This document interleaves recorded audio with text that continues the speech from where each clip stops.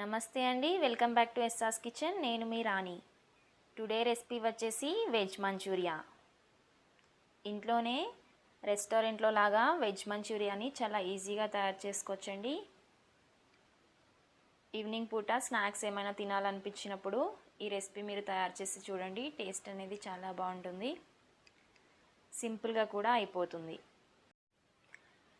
తయారీ కోసం ముందుగా ఒక గిన్నె తీసుకొని అందులోనికి సన్నగా కట్ చేసిన 2 కప్పుల క్యాబేజీని యాడ్ చేసుకొని అందులోనే రుచికి సరిపడా ఉప్పు, 1 టీ స్పూన్ కారం, 1/2 టీ స్పూన్ పసుపు, 1/2 teaspoon garam masala, 1/2 teaspoon మిరియాల పొడి, 1 టీ స్పూన్ అల్లం వెల్లుల్లి పేస్ట్, 2 టేబుల్ స్పూన్ల మైదా పిండి, 2 టేబుల్ స్పూన్ల కార్న్ఫ్లోర్, 1 టేబుల్ స్పూన్ శనగపిండి వేసుకొని బాగా మిక్స్ చేసుకున్న తర్వాత కొద్దిగా వాటర్ని యాడ్ చేసుకుంటూ పకోడీ పిండిలా కలుపుకోండి.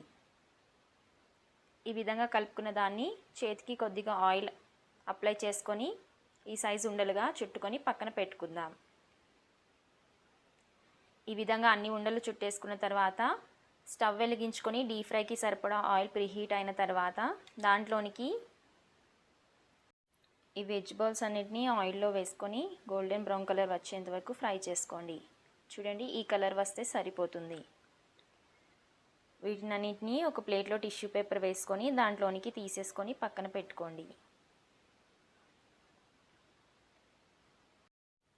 పక్కకు తీసుకున్న ఈ వెజ్ బాల్స్ అన్నిటికీ ఫోక్తో కానీ ఏదైనా నీడిల్తో కానీ ఈ విధంగా హోల్స్గా గుచ్చుకోండి.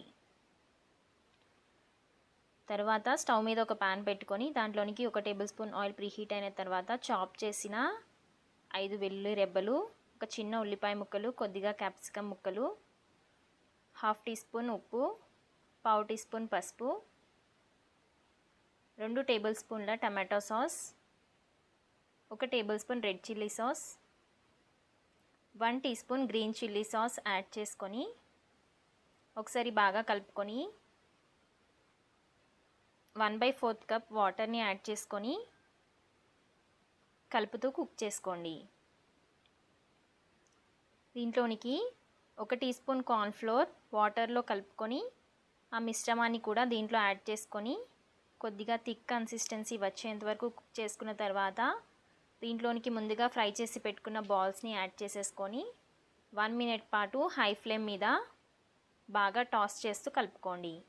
దీంట్లోనే గార్నిష్ కోసం కొద్దిగా కొత్తిమీరని యాడ్ చేసుకొని స్టవ్ ఆపేసుకొని సర్వ్ చేసేసుకుందాం. చూసారు కదండి ఎంత సింపుల్గా అయిపోయిందో. టేస్ట్ అయితే చాలా బాగుందండి. మీరు రెస్టారెంట్కి వెళ్ళే పని లేకుండా, బయట నుంచి ఆర్డర్ పెట్టుకునే పని లేకుండా ఇంట్లోనే నేను చెప్పిన టిప్స్తో కనుక మీరు ఈ రెసిపీ చేసినట్లయితే మర్చిపోలేని టేస్ట్ ఉంటుందండి. తినే కొద్దీ తినాలి అనుకుంటారు. పిల్లలైనా పెద్దవాళ్ళైనా చాలా ఇష్టపడతారండి. ఇంకెందుకు లేట్, మీరు కూడా ఈ రెసిపీని ఒకసారి ట్రై చేసి ఎలా కుదిరిందో నాకు కమెంట్లో తెలియచేయండి. మరిన్ని రెసిపీస్ కోసం మన ఛానల్ని సబ్స్క్రైబ్ చేసుకోండి. ఈ వీడియో మీకు నచ్చినట్లయితే లైక్ చేసి షేర్ చేయండి. Thank you for watching.